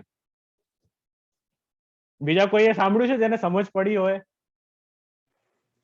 જરા સેજ ધીમે બોલજો, એટલે લખું છું ને તો પ્લીઝ લખાતું જાય. હા હા, મેં કઈ બોલ્યું જ નથી હજી. તમારે બોલવાનું છે. કોઈ કે ખબર હોય છે તો મને બતાવો. અત્યારે જો 2 વાતની વાત થઈ છે કે રસ જે છે એ સ્થાયી ભાવ જે રસ છે એ કોન્સ્ટન્ટ રસ કેવી રીતે પ્રગટ થાય એ પ્રશ્ન છે. અત્યારે ઇન્ક્લિનેશન, એસેન્સ કે અતિશય ઇન્ટરેસ્ટ કે લાગણી કેવી રીતે પ્રગટ થાય? તો અહીંયા કહી રહ્યા છે વિભાવ, અનુભાવ, સંચારી ભાવ. એ 3 જ્યારે હોય ત્યારે સ્થાયી ભાવ રસ નિષ્પન્ન નહીં, એ સ્થાયી ભાવ પ્રગટ થાય. આ 3 જે છે એ રસશાસ્ત્રમાં બતાવ્યા છે, એનું થોડુંક આપણે ડિસ્કસ કરીએ છીએ. વિભાવ જે છે, વિભાવ એના 2 ટાઈપ છે. એક ટાઈપ છે આલંબન વિભાવ, એક છે ઉદ્દીપન વિભાવ. બરાબર. નાવ આપણે પેલો આલંબન વિભાવ ડિસ્કસ કરશું. આલંબન વિભાવનો મતલબ ખબર છે કોઈને? જે સાંભળ્યું હોય જણે. આલંબન એટલે બીજા ઉપર આધારિત એમ રસ ઉત્પન્ન થાય, બીજા કઈ જોઈને એ રીતના. રસનો જે આધાર હોય ને, જેનાથી રસ ઉત્પન્ન થતો હોય એ આલંબન વિભાવ. એટલે અહીંયા આપણે જેમ જોઈએ ઠાકુરજી રસાત્મક છે ને, તો ઠાકુરજી થી રસ પ્રગટ થશે. ઠાકુરજી રસના આધાર છે, એ ઠાકુરજી એ એસેન્સ છે. એ ઠાકુરજી જે છે એ આલંબન. હવે ઉદ્દીપન એટલે એ જે આલંબન જે છે એને સાથે હેલ્પ કરીને એ રસ પ્રગટ થવામાં હેલ્પફુલ જે હોય ને, ઉદ્દીપ કરવામાં, એને પ્રગટ કરવામાં, એ રસને હજી એનહાન્સ કરવામાં જે હેલ્પફુલ હોય એને કહેવાય ઉદ્દીપન વિભાવ. એટલે શું હોય? ઠાકુરજી પોતે જે છે એ આલંબન છે, પોતે આધાર છે એ રસ પ્રગટ થવામાં. હવે ઠાકુરજીના સાથે આપણે જોઈએ કે શ્રૃંગાર. બરાબર. ઠાકુરજીના શ્રૃંગાર, ઠાકુરજી જેવો ઉત્સવ હોય એવા પ્રકારના શ્રૃંગાર ધારણ કરે, એવા પ્રકારના વસ્ત્રો ધારણ કરે, એવા પ્રકારના ઠાકુરજીને ખીલોના આપણે બધા લગાવીએ, એવી પ્રકારની ઉત્સવ અનુસાર એવી પીછવાઈઓ લગાવીએ, તો એ એમ્બિયન્સ એક ડેવલપ થાય ને, એક એ પ્રકારનો માહોલ ડેવલપ થાય. જેમ હમણાં તમારે આપણા ફાગણના દિવસ ચાલે છે, તો ફાગણના દિવસમાં ઠાકુરજીને આપણે સુંદર વસ્ત્ર ધરાવીએ, સાજ સજાવટ જો બધી સફેદ કરીએ. જ્યારે ખેલાવાનો સમય થાય તો આપણે સાજ ને, ખંડ ને, પાટ ને, પીછવાઈને બધામાં આપણે ગુલાલ લગાડીએ, કીર્તન ગાઈએ. આપણે એ પણ બધા વસંતના, હોલીના કીર્તન ગાઈએ. તો એ ભાવ ઉદ્દીપન થાય ને, એ જે રસ છે પ્રગટ થાય. બરાબર. તો વિભાવ જે છે એ પ્રગટ થાય. બરાબર. 2 પ્રકારના વિશેષ પ્રકારથી ભાવ જે છે એ 2 પ્રકારનો બતાવ્યો તમને. એક બતાવ્યો આલંબન, એક બતાવ્યો ઉદ્દીપન. હવે તો સમજ પડશે, બીજી વાર સાંભળ્યું એટલે તો થોડુંક દ્રઢ થઈ ગયું હશે. વિભાવ 2 પ્રકારના, આલંબન વિભાવ અને ઉદ્દીપન વિભાવ. આલંબન એટલે પોતે પ્રભુ જે રસ પ્રગટ કરશે, જ્યાંથી રસ આવશે. અને ઉદ્દીપન એટલે helpful, all the other things which are helpful. એ રસ પ્રગટ કરવા માટે, સ્થાયી ભાવ બનાવવા માટે એ જે જરૂરી છે એ ઉદ્દીપન છે. એમ તમને ઉદાહરણ આપ્યો, પીછવાઈ, ખીલોના, શ્રૃંગાર, આ બધાનું ઉદાહરણ આપ્યા ને તમને. સાજ સજાવટ બધી, કીર્તનો બધા આપણે કરીએ, એ પ્રકારનું જે એમ્બિયન્સ ક્રિએટ કરવા માટે એ ઉદ્દીપન. એ થયું વિભાવનું પાર્ટ. વિભાવમાં બે પાઠ થયા. હવે આપણે જઈએ અનુભાવ પર. રસ કેવી રીતે, સ્થાયી ભાવ જે રસ છે એ કેવી રીતે પ્રગટ થાય એના માટેનો શ્લોક છે, એ તમને બતાવું. વિભાવ અનુભાવ સંચારી ભાવ નિષ્પન્ન. કે વિભાવ હોય પછી અનુભાવ હોય. અનુભાવ એટલે શું? અનુભાવ એટલે પોતે જે એ વિભાવનો અનુભવ લેતો હોય પોતે. કેમ કે જો આપણે સેવા કરશું તો આપણામાં પણ એ ઇમોશન્સ ડેવલપ થશે, આપણામાં પણ એ ચેષ્ટાઓ ડેવલપ થશે ને. ભક્તોને જેમ ઇમોશનલ થઈ જાય, ભક્ત ખૂબ પ્રસન્ન થઈ જાય, ઇમોશનલ થઈ જાય, શેના કારણે? કે આલંબન અને ઉદ્દીપનના કારણે એ ભક્ત પર ઇફેક્ટ આવશે ને. એ છે અનુભાવ. અને સાથે સાથે છે સંચારી ભાવ. આપણે જેમ ભક્તિ માર્ગીય છીએ, પુષ્ટિ માર્ગીય છીએ, તો આપણો સ્થાયી ભાવ કયો છે? હવે તમે આ શબ્દ સમજો. સ્થાયી ભાવ એટલે સિદ્ધ ભાવ, એટલે એ તો રહે જ.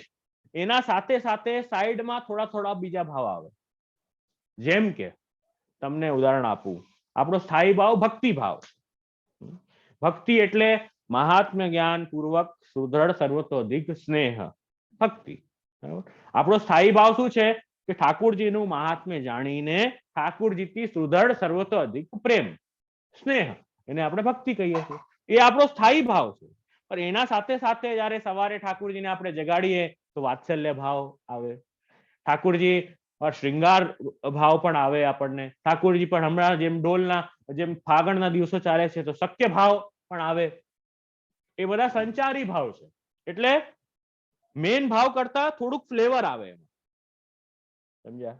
જેમ આપણે અથાણું ખાઈએ ને, જમવામાં આપણે અથાણું લઈએ ને, અચાર જેમ લઈએ એ થોડુંક લઈએ, થોડુંક લગાડીએ ને.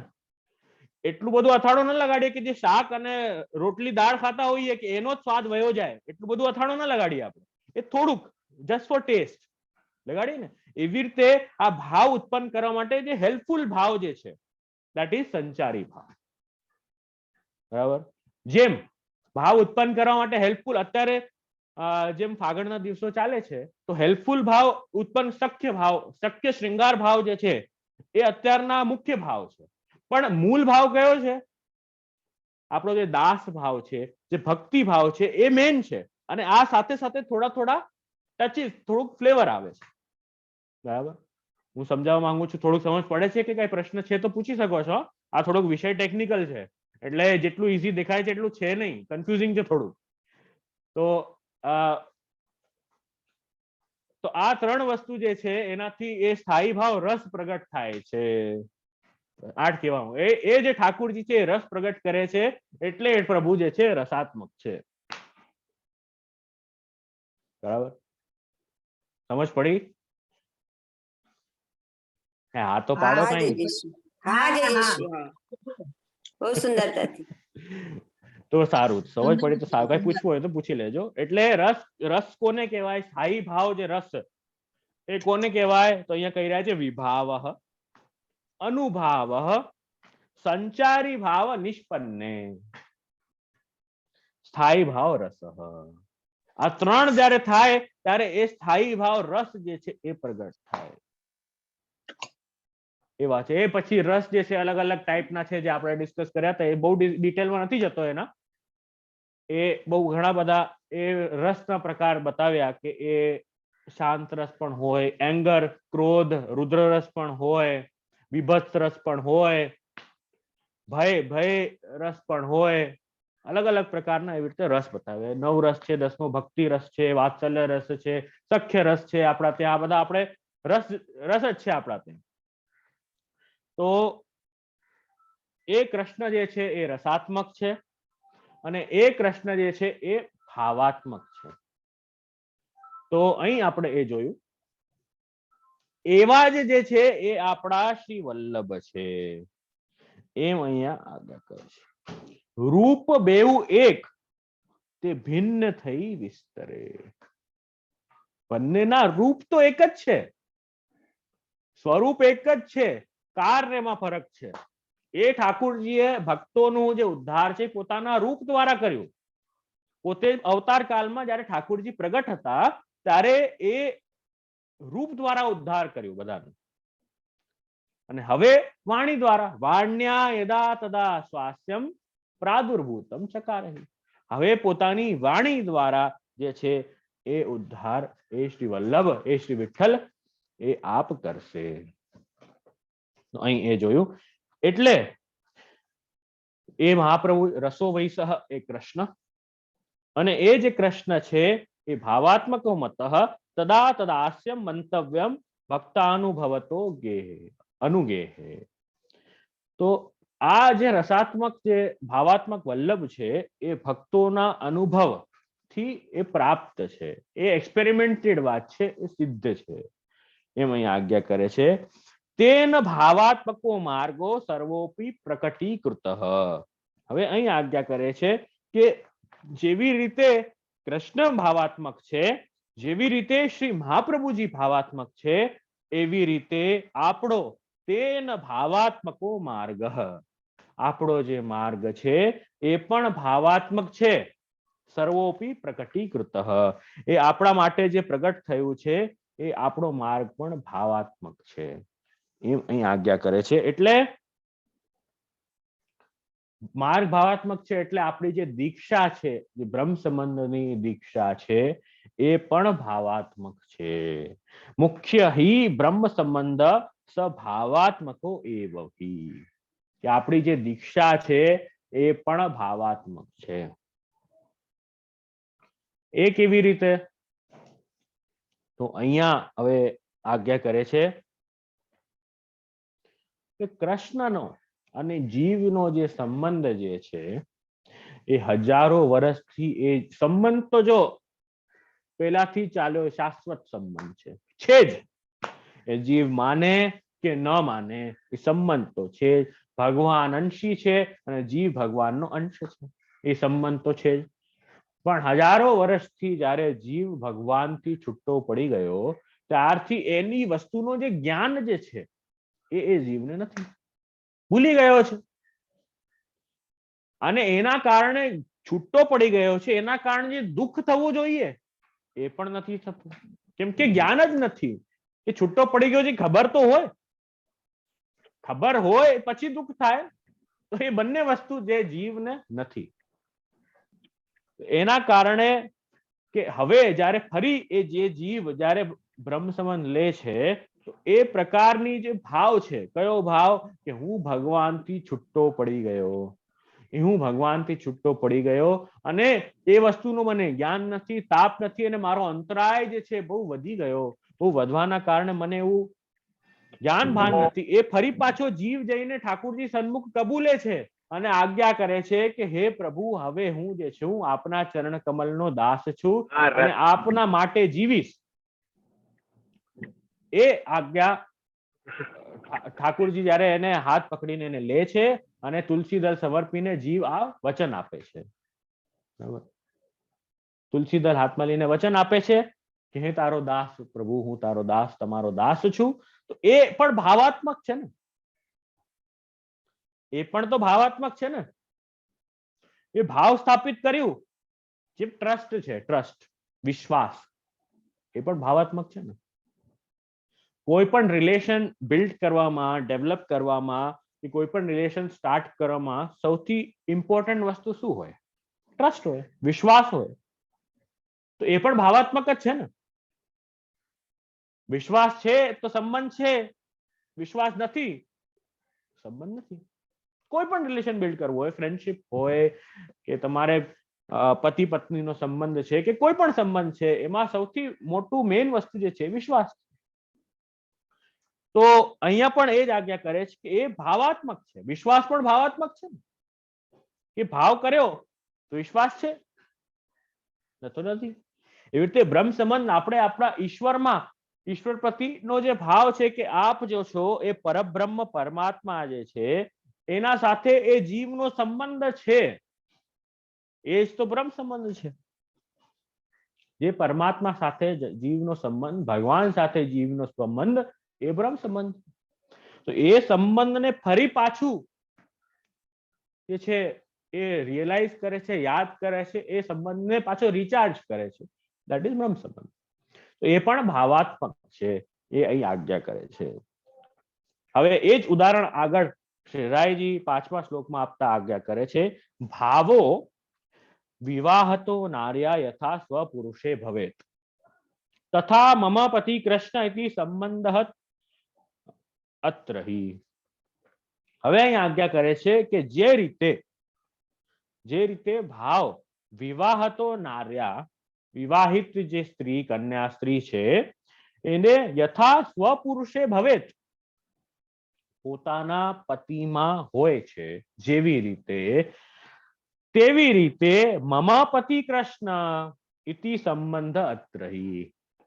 જે રીતે જે વિવાહિત સ્ત્રી છે એને પોતાના પતિમાં સ્વપુરુષે એમાં જેવી રીતે ભાવ હોય છે, એવી રીતે આપણા જે પતિ છે, પતિનો મતલબ છે સર્વ પ્રકારે જે રક્ષા કરી શકે એને પતિ કહેવાય. તો લૌકિક તો જે પતિ છે બધા એ સર્વ પ્રકારે રક્ષા નહીં કરી શકે, એ તો ખાલી કહેવાતા જ પતિ કહેવાય. જો સાચા જે પતિ જે છે એ તો એ ભગવાન શ્રી કૃષ્ણ છે, એમ અહીંયા આજ્ઞા કરે છે રાયજી. તથા મમ પતિ કૃષ્ણ ઇતિ, કે મારા પતિ જે છે, મારી રક્ષા કરવા વાળા તો શ્રી કૃષ્ણ શરણમ મમ, આ આપણે જે કહીએ છીએ એમાં શ્રી કૃષ્ણ મારા રક્ષક છે. એ કૃષ્ણ એહી કે પારલોકે ચ સર્વથા શરણમ હરિ, એ પ્રકારનો જે ભાવ છે એ શ્રી કૃષ્ણ એ મારા પતિ છે. ઇતિ સંબંધ અત્રહી, તો આ પણ ભાવાત્મક છે. ભાવ ગયો તો સબ ગયો. શિક્ષાપત્રમાં ઠેર ઠેર બધે ઠેકાણે એ જ વાત આવે છે કે ભાવનો રક્ષણ કરજો વૈષ્ણવો. ભાવ આપણી નિધિ છે. જ્યારે ભાવ ગયો તો સબ ગયો. એટલે આજ્ઞા આગળ આવશે તો આપણે થોડું હજી જોઈશું.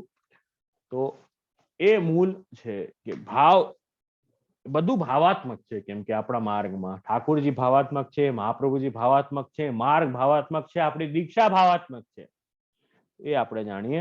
યથા સ્વભર્તૃ સંબંધે તસ્યા નિર્દુષ્ટા તથા ભગવત ભાવ સંબંધે દેહ સ્વાત્માવતામિહ. હવે અહીંયા આજ્ઞા કરે છે કે જે રીતે સ્વભર્તૃ સંબંધે તથા નિર્દુષ્ટે તથા, હવે અહીં આજ્ઞા કરે છે કે લગ્ન ન થયા હોય એના પહેલા શું કરે, એના પહેલા છે ને ફોટા જુએ, ફોટા જોઈને કે ના આ તો છે ને સારી નથી લાગતી. વાઇસ વર્સા હોઈ શકે, એવું નથી. લેડીઝ પણ કરતા હોય એટલે છોકરી પણ કરે, છોકરા પણ કરે, એવું કઈ એવું જરૂરી નથી. તો એટલે એક્ઝામ્પલ આપું છું કે જેમ છોકરો હોય તો ફોટા જુએ, ફોટો જોઈને કે ના આ સારી નથી લાગતી, આની તો હાઈટ ઓછી છે, યા તો લાંબી છે, યા તો જાડી છે, યા તો પાતળી છે, એક્સેટ્રા એક્સેટ્રા બધા ટાઈપના નુક્સ જે હોય એ લગ્ન પહેલા કાઢે. એમાં હકીકત છે, કાઢતા જ હોય છે. તો એ બધા નુક્સ જે છે કાઢી એમાં.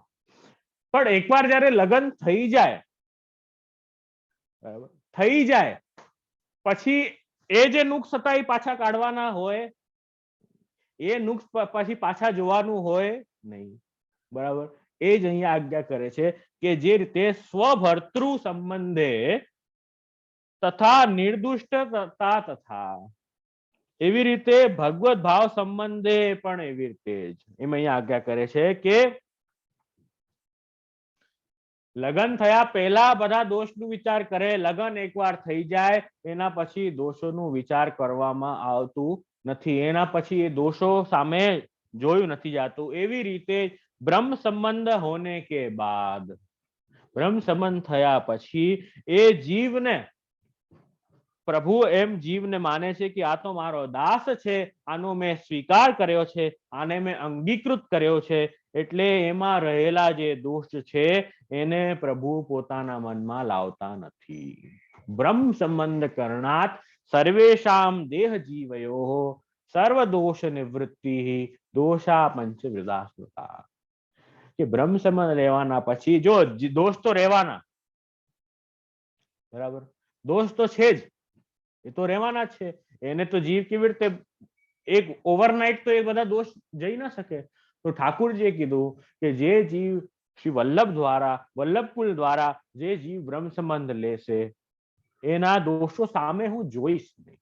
દોષ તો રહેશે જ, તો એના સામે જોઈશ નહીં. એનું મતલબ એમ નહીં કે જાણી જોઈને દોષો કર્યા કરવા, એનું મતલબ આ નથી, ગેરફાયદો નથી ઉપાડવાનો. કહેવાનું તાત્પર્ય છે કે એ જે દોષ છે એવા દોષ પણ ગણાવ્યા સિદ્ધાંત રસીમાં. સહજાદેશ કાલોક્થા લોકવેદ નિરૂપિત સંયોગ જા સ્પર્શ જાશ્ચ નમંતવ્યા કથંચન, એ બધા દોષો સામે જોશે નહીં. તો એ વાત અહીંયા કરી. એટલે કેવી વાત છે આ, કે જીવ માટે કેવી વાત છે કે ચાંડાલી ચેત રાજપત્ની ઇત્યાદિના પ્રભુણોદિતમ પૂર્વ દોષ તદા નૈવ સંબંધે પ્રતિબંધક. હવે અહીંયા અંતઃકરણ પ્રબોધનો જરા થોડું અનુસંધાન જે છે એ લઈ રહ્યા છે. શહેરાઈજી આજ્ઞા કરે, ચાંડાલી ચેત રાજપત્ની જાતા રાજ્યા ચ માનિતા કદાચિત અપમાનેપી મૂલતઃ કા ક્ષતિર્ભવેત. એમ અહીં કહી રહ્યા છે. શું આજ્ઞા કરે છે કે ચાંડાલી. અચ્છા, ચાંડાલી શું હોય? હું કહું તમને. ચાંડાલી એટલે એ સ્મશાન ભૂમિમાં જે કામ કરતા હોય ને, ફાંસી ચડાવતા હોય છે લોકો, કે સ્મશાન ભૂમિમાં કામ કરતા હોય, બહુ અપવિત્ર કામ છે એમ, પણ કોઈ તો કરે, કોઈએ તો કરવું પડે ને. તો એને જે છે એ વૈદિક ઇત્યાદિ જે કાર્ય છે, વૈદિક કાર્ય, એમાં એને અલાઉડ નથી, કે બીકોઝ એ કર્મ જે છે એ બહુ નિષિદ્ધ કર્મ છે, તો એ કર્મ કરીને પછી વૈદિક કાર્ય ન થઈ શકે. તો કહેવાનું તાત્પર્ય છે કે એ જે ચાંડાલી છે, ચાંડાલ અને એની સ્ત્રી ચાંડાલી, એ જે ચાંડાલી છે એ રાજા સાથે લગ્ન કરી લે. ચાંડાલી ચેત રાજપત્ની. હવે રાજા સાથે લગ્ન કરી લે, કેમ કે રાજાને કરવા હતા એટલે એને લગ્ન કરી લીધા પેલી ચાંડાલી જોડે. હવે કેવાશે શું? રાણી. બરાબર, રાણી જ કેવાશે ને. રાજા સાથે એને વિવાહ કરી લીધા, તો હવે શું થઈ ગઈ? એ રાણી. બરાબર. હતી કોણ? નિષિદ્ધ કર્મ કરવા વાળી, સ્મશાન ભૂમિમાં કામ કરવા વાળા, બહુ અપવિત્ર અવસ્થામાં રહેવા વાળા એ લોકો હતા. પણ હવે એ રાજા સાથે જયારે એનો વિવાહ થઈ ગયા, તો ચાંડાલી છે તો રાજપત્ની. તો હવે એ સ્થિતિમાં જીવ પણ એવો જ છે. મહાન દોષ કરવા વાળો જે જીવ ઘણા બધા દોષો કરે, અપવિત્ર અવસ્થાએ રે, જ્યાં જે મળે એ ખાય, કોઈ વિવેક ન કરે કે અહીં ખાવું હોય ન ખાવું, બસ આપ્યું એટલે ખાઈ લેવું. કેવી પણ જગ્યાએ જઈને અપવિત્ર અવસ્થામાં બધો આચરણ કરતો હોય, જીવ પણ એવો જ છે. કેવો? ચાંડાલી જેવો. કોઈ પણ સાધન કરવામાં શક્ય નહીં એવો એ જીવ છે, એવો ચાંડાલી જેવો એ જીવ. હવે એ કેવો થઈ ગયો? બ્રહ્મ સંબંધ લેવા પછી કેવો થઈ ગયો? રાજપત્ની. ચાંડાલી ચેત રાજપત્ની. એ કેવો થઈ ગયો? કેવી થઈ ગયો જીવ? પતિ બનાવે ને, ઠાકોરજીને પતિ બનાવ્યા ને જીવે, બસ. તો પછી રાજપત્ની થઈ ગઈ. તો આ હવે રાજપત્ની થઈ ગયો. તો આપણે પેલા શું જોયું કે લગ્ન કર્યા પહેલા ફોટામાં બધા દોષો બધા જુએ, લગ્ન થઈ જાય પછી એ બધા દોષો તરફ જોતા નથી. એ રીતે જ જયારે ચાંડાલી હતી, જયારે નિષિદ્ધ કર્મ કરતી હતી, ત્યારે એ જોતી હતી. પણ જયારે હવે એ રાજપત્ની થઈ ગઈ, ત્યારે અહીંયા આજ્ઞા કરે છે પ્રભુણોદિતમ, કે પૂર્વ દોષ તદા નૈવ સંબંધે પ્રતિબંધક. કે પહેલાના દોષ જે છે એ બધા હવે એ પ્રતિબંધક રૂપ નહીં થાય. બરાબર. આ તો બધી વાત થઈ ગઈ ઠાકોરજીના સાઈડથી. આ તો બધી વાત શું થઈ ગઈ? ઠાકોરજીના સાઈડથી. હવે આપણે શું કરવાનું? આ તો બહુ સારી વાત છે, કોઈ દોષ જોશે નહીં, કાંઈ વાંધો નહીં આવે, આપણે એટલે જે ફાવે કરો ને, ખાઈ પીને મજા કરો ને. આનો મતલબ એ નથી. એટલે આગળના જે શ્લોકો આવશે એમાં જીવની ચોટલી પકડી. એ ભાઈ એવી રીતે ભાગવાનું નથી, તારે દોષ નથી જોયા એનું મતલબ એમ નહીં કે તારે કઈ નથી કરવાનું. એમ શહેરાઈ જ આજ્ઞા કરશે કે તારે હજી બહુ બધા કાર્ય છે કરવાના છે, એની હવે આગળ લિસ્ટ ગણાવી છે કે જીવે હવે આ કરવાનું છે, એમ આગળ હવે બતાવશે. એ મારા હિસાબે આજે અહીં રાખીએ, પછી કાલે પાછું એ કન્ટિન્યુ કરી લઈશું. હજી એની તો એકાદ શ્લોક જોવો હોય તો, તમને ઊંઘ ના આવતી હોય તો હજી એકાદ શ્લોક જોઈ લઈએ, જેમ તમે કહો. તો એ રીતે શું કહો છો, સુવાનો સમય થયો, ઊંઘ આવે કે સમય થઈ ગયો? 10 મિનિટ હજી લઈએ નહીં તો આગળ. હા ને, હવે જે છે એ શું આજ્ઞા કરી રહ્યા છે કે હજી સુધી વાત આપણે બધી સમજી, થોડુંક સમરાઈઝ કરી દઉં, બહુ બધી વાતો આવી ગઈ. કોઈને કઈ પૂછવું છે આમાં? ઘણી બધી વાત કરી લીધી, બહુ બધી વાત ડિસ્કસ થઈ ગઈ, એટલે તમારી પાસે તમે એમ વિચાર કરો ને, લોડ બહુ છે, તમે ચિંતન મનન અગર કરતા હો, અગર શું સત્સંગમાં શું સાંભળ્યું તો વર્કલોડ બહુ વધી જશે તમારી પાસે, હોમવર્કનો, એટલે બહુ બધો વર્કલોડ છે. તો આપણે સ્ટાર્ટિંગ થી આપણે જયારે જોઈએ, પાછું થોડું સમરાઈઝ કરી દઉં તો તમને થોડું ઈઝી પડે. આપણે આપણો માર્ગ આપણે જાણવો જોઈએ, અને એ માર્ગ જે છે બધાથી અલગ એવો આપણો માર્ગ છે, અને એ પોતાના સામર્થ્યની ભગવાનની કૃપાથી જ એ માર્ગ જાણશું અને એના પર આપણે ચાલી શકશું, એ આપણે જોયું હતું. અને એના માટે ચાલવા સારી રીતે ચાલી શકીએ એ બહુ કઠિન છે. એના માટે ઠાકુરજીને જે છે એ ચિંતા થઈ અને દયાની જે મહાત્મ્યમ કરિષ્યન પ્રકટ હમારે શ્રી વલ્લભને પ્રકટ કર્યા, વલ્લભને ભૂતલ પર પ્રગટ કર્યા. અને એ ઠાકુરજી કેવા છે તો આપણે ચર્ચા કરી હતી કે ઠાકુરજી રસાત્મક છે, એ ઠાકુરજી ભાવાત્મક છે. રસાત્મક અને ભાવાત્મકની આપણે થોડી ચર્ચા કરી હતી. તો એ પ્રભુ જે છે રસાત્મક ભાવાત્મક છે, મહાપ્રભુજી છે એ ભાવાત્મક છે, આપણો માર્ગ છે એ ભાવાત્મક છે, અને આપણી જે દીક્ષા છે એ ભાવાત્મક છે. કે નામ દીક્ષા હોય કે બ્રહ્મસંબંધ દીક્ષા હોય, બંને દીક્ષા જે છે એ ભાવાત્મક છે. ભાવ જે છે અને વિશ્વાસ જે છે એનાથી કોઈ પણ સંબંધ બને છે, નહીં તો સંબંધ તૂટી જાય છે. પ્રેમની જે બુનિયાદ છે એ વિશ્વાસ છે, પ્રેમની બુનિયાદ જે છે એ વિશ્વાસ છે. અગર એ નથી તો કોઈ પણ સંબંધ ટકશે નહીં. અવિશ્વાસો ન કર્તવ્ય સર્વથા બાધક સહ, એમ શ્રી વિવેક ધર્યાશ્રયમાં શ્રી મહાપ્રભુએ આજ્ઞા કરી. તો એ બ્રહ્મ સંબંધ ભાવાત્મક છે. જેવી રીતે એક પતિ પત્નીનો સંબંધ ભાવાત્મક છે, એ પણ ભાવથી જ બન્યો છે ને, એ સંબંધ ભાવાત્મક છે. એવી રીતે આપણો જે સંબંધ ભગવાન શ્રી કૃષ્ણ સાથે, આપણા અલૌકિક પતિ છે, એ અલૌકિક પતિ છે ભગવાન, જે સર્વ પ્રકારે આપણી રક્ષા કરે એવા ભગવાન શ્રી કૃષ્ણ છે, એમનાથી જે આપણો સંબંધ છે એ પણ ભાવાત્મક છે. એ આપણે જોયું. બીજી વાત આપણે જોઈ કે જે રીતે બ્રહ્મ સંબંધ પહેલાના જે દોષો છે, બ્રહ્મ સંબંધ લીધા પછી એ દોષો સામે જોવામાં નહીં આવે. ફોર એક્ઝામ્પલ આપણે આપ્યું ચાંડાલી ચેત રાજપત્ની જાતા રાજ્ઞા છે માનિતા, કે એ જયારે ઠાકુરજીની માનીતી થઈ જાય, એ રાજાની જયારે માનીતી થઈ જાય એ બેગમ, પછી ચાંડાલી છે કે શું છે કે કોને ફરક પડવાનો, એ તો રાજપત્ની થઈ ગઈ. એવી રીતે એ જીવ જયારે બ્રહ્મ સંબંધ લઈને ભગવત સેવા કરીને ઠાકુરજીનો જયારે દાસ થાય છે, દાસ બને છે, ત્યારે એ માનીતી થઈ ગઈ ઠાકુરજીની. એ અહીંયા આજ્ઞા કરે છે. એટલે 7 શ્લોકોમાં આપણે આટલું દર્શન આજે કર્યું. 8મો શ્લોક હજી આપણે એક દર્શન કરી લઈએ. તસ્યા યથા અન્ય સંબંધે તદ અનુચિષ્ટ ભક્ષણે સ્વામી ભુક્ત દાને ચ સ્વદેહાદન્ય યાગેતઃ મહાન દોષો તત્રાપી મંતવ્યમ ભગવજનૈઃ. હવે અહીં આજ્ઞા કરીએ છે કે જેવી રીતે પ્રેમમાં વિશ્વાસ જ્યારે હોય ત્યારે શું થાય કે અન્ય સંબંધે અનુચ્છિષ્ટ ભક્ષણે ઇત્યાદિ જે છે, જેનાથી પ્રેમ હોય એના સાથે જ હોય, એના અતિરિક્ત બીજા સાથે જે છે એ અન્ય સંબંધ ન હોય. અન્ય સંબંધ થાય તો એ જે રિલેશન છે એ તૂટી જાય, એમ અહીં આજ્ઞા કરે છે. એટલે અન્ય સંબંધે અને તદ અનુચ્છિષ્ટ ભક્ષણે, જેનાથી પ્રેમ હોય એનું જ ઉચ્છિષ્ટ ખવાય, એઠું ખવાય, બધાનું ઉચ્છિષ્ટ ન ખવાય. આ શાસ્ત્ર મર્યાદા શાસ્ત્ર નિયમ છે. આજે તો કોઈ પાળતું જ નથી, કોઈને ફરક જ નથી પડતું. આખા ગામનું એઠું ખાવામાં બધાને મજા આવે, બરાબર ને.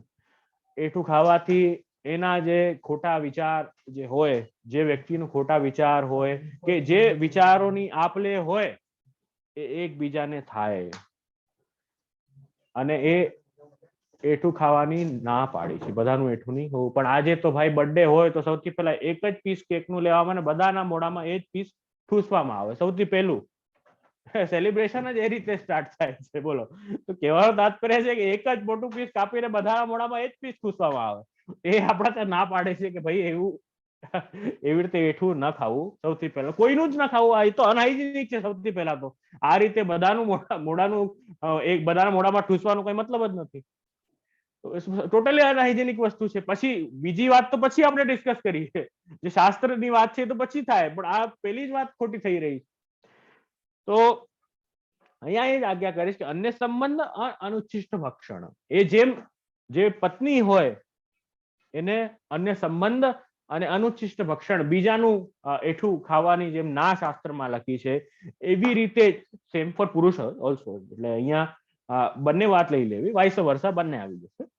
એવી રીતે જ જે છે ભક્તે પણ જે છે અન્ય સંબંધ એટલે કોઈ પણ દેવી દેવતા ગ્રહ નક્ષત્ર, હાથમાં વીંટી પથ્થરો, બીજું શું ધાગો દોરા, કોઈ પણ દેવ હોય કે કોઈ પણ લૌકિક વ્યક્તિ પણ કોઈ હોય, એનું પણ આશ્રય જે છે એ આપણું અવિશ્વાસ અજ્ઞાનના કારણે જે પણ થતું હોય એ બધું બાધક છે. આજ્ઞા કરી રહ્યા છે અન્ય સંબંધે અને અનુચ્છિષ્ટ ભગવાનના પ્રસાદી અતિરિક્ત બીજી કોઈ પણ વસ્તુનો ઉપભોગ કરવો એ પણ બાધક છે. અહીં આજ્ઞા કરે છે. એ મહાન દોષ તત્રાપી મંતવ્ય ભગવત જનૈ. એટલે શું કરવું જોઈએ?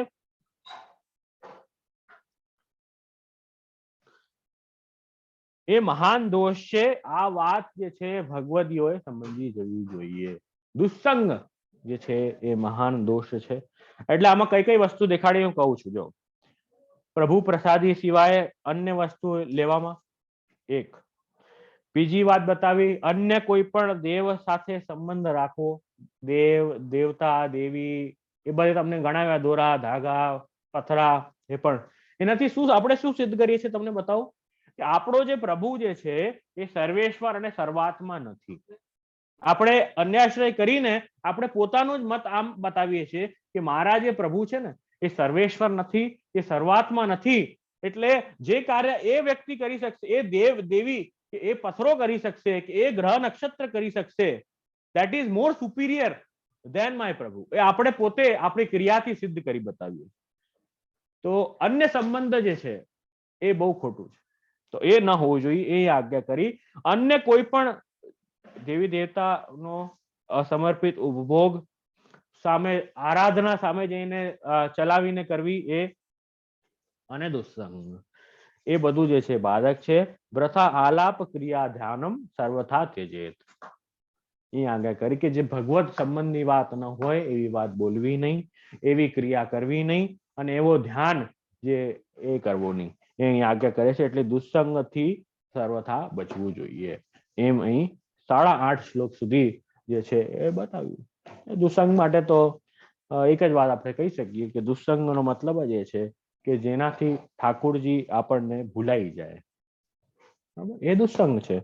અને ઇન પર્ટિક્યુલર આપણે અગર જોઈએ કે દુસ્સંગ શું, કે જેનાથી આપણો ભાવ એટલે પ્રેમ, પ્રતિ દેવાદિ વિષય ભાવ જે છે, ઠાકુરજી ઈશ્વરમાં જે ભાવ છે, આપણા ગુરુમાં જે ભાવ છે, આપણા વૈષ્ણવમાં જે ભાવ છે, એ ખંડિત થતો હોય, એ ઓછું થતું હોય, એવી કોઈ પણ વાત અગર કોઈ કરે તો એ છે એ 110% દુસ્સંગ છે.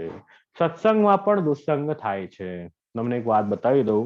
આજે ઘણી બધી વોટ્સએપના કારણે એવા ઘણા બધા વિડીયો, ઘણા બધા મેસેજ એવી રીતે પોતે બનાવેલા એડલ્ટરેટેડ મેસેજીસ ઘણા બધા ફરતા હોય છે કે જેમાં શ્રીનાથજીની નિંદા થતી હોય, વલ્લભકુલની નિંદા થતી હોય, આપણી હવેલીઓ મંદિરોની નિંદા થતી હોય.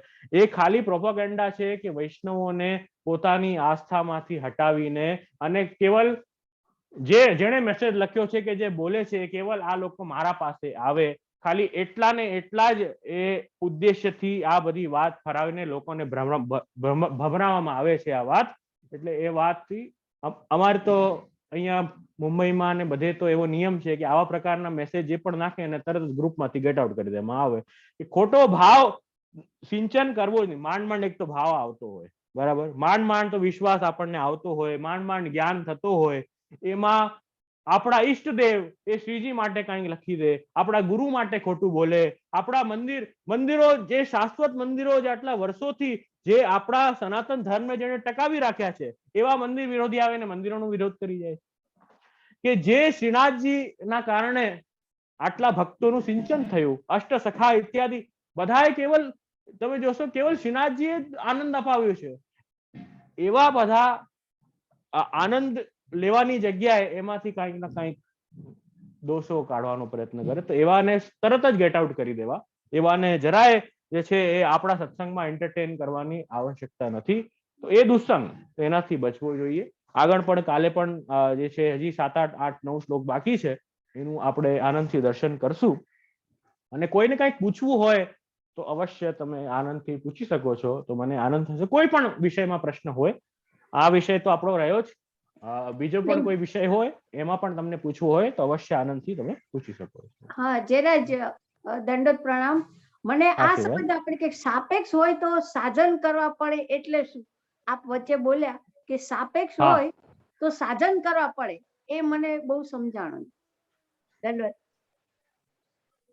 નિરપેક્ષ અને સાપેક્ષ. તો જ્યારે તમે આશા રાખી, સાપેક્ષ એટલે ભગવાન થી આપણે આશા રાખીને કન્ડિશનલ ભક્તિ, અપેક્ષા સાથે કે મને આટલી આટલી આટલી વસ્તુ, હું તારી સેવા કરું છું ભગવાન, મને આટલી આટલી આટલી વસ્તુ મેળવી આપ તો જ હું સેવા કરું, નહીં તો શું ફાયદો? ઘણા કહે ને શું ફાયદો આટલી સેવા કરીને, આ તો થયું નહીં. એ સાપેક્ષતા છે.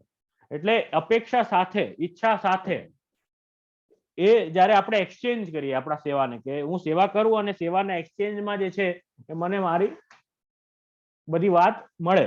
પણ જયારે આપણે અપેક્ષા લાવીએ છીએ ત્યારે ભગવાન કહે અચ્છા તને આ બધી વસ્તુ જોઈએ છે તો ચલો શાસ્ત્રમાં લિસ્ટ છે કે તારે અગર આ બધું મેળવવું હોય તો આ બધી વાત પૂરી કરીને પછી તમે કહો મારા પાસે તો કાંઈ નથી, હું તો નિસ્સાધન છું, મારા પર તો કૃપા કરો, પછી એ બધી વાત લાગુ નહીં પડે.